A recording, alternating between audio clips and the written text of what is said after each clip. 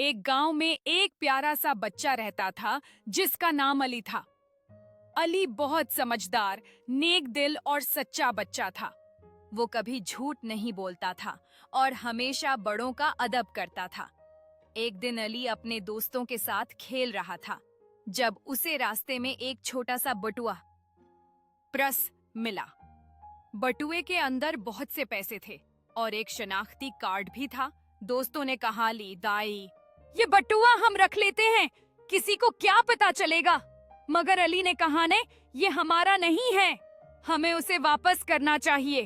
अली बटुआ लेकर गांव के चौकीदार के पास गया और कहा, चाचा जी, ये बटुआ मुझे रास्ते में मिला है, प्लीज उसके मालिक को ढूंढ दीजिए। चंद घंटों बाद एक बुजुर्ग शख्स चौकीदार के पास आया जो बटुआ खो बैठा था। जब उसने देखा कि अली ने ईमानदारी से बटुआ वापस किया तो उसकी आंखों में खुशी के आंसू आ गए।